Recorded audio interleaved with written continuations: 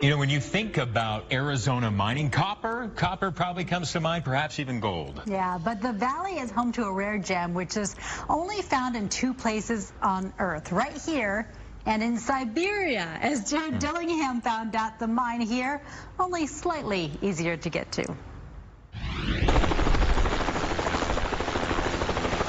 We're in a helicopter over Mesa heading toward Four Peaks, specifically a tiny helipad carved into the cliff between the 3rd and 4th peak. The air is thin as we exit at 7,000 feet. It's really, really inconvenient. Four Peaks mining company owner Kurt Cavano, software developer by trade, amateur geologist by heart, leads us up a steep trail recently washed out by heavy rain to the mine entrance. So we're going to take you inside the mine. Everybody's got a helmet on. Luckily, these days we can walk inside. When Kurt bought the mine 20 years ago, you had to crawl in single file. Claustrophobic and just plain stupid, actually. Inside the cavern, the walls sparkle with amethyst. We're leaving these in here for now so people can see them. They're beautiful examples of the Arizona amethyst, the way it grows. It's a bit difficult to spot the gems at first, but look closely and you can see a purple hue, courtesy of the iron in the rock here, which makes it unique and delicate. We want to make sure that we're respectful about how we take it out, and then, you know, we're not just up here blasting. Quite the opposite. The only tools used are screwdrivers.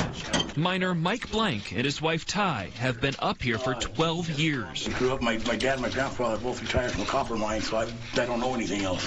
Life outside the mine at this altitude brings its own challenges for the couple. We don't get to shower very much.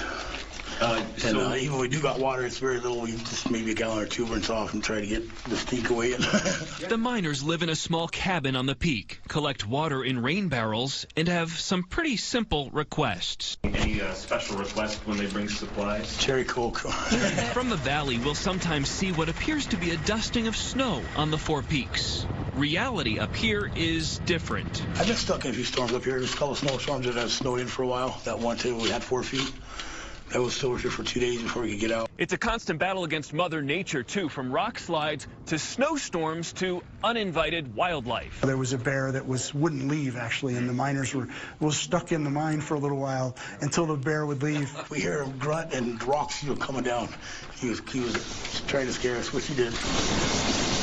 While we were talking, a chopper arrived with supplies. We spotted wood tied to the runners. These are our fascia boards for the new addition on the cabin. We also spotted a box of cherry Coke for Mike. There's no easy way in here, and there's no easy way out either. That means a couple times a year, everything that's mined here has to be flown off the mountain. So when the helicopter leaves, it is loaded with bags of amethyst. They fly out about 1 ton of amethyst per year. And after cutting and sorting, it's reduced to just a couple handfuls of jewelry quality purple amethyst. You making a fortune up here? No, I would call this an out-of-control hobby, is more like what it is. He said a good year, the mine will gross $100,000, barely enough to keep it open.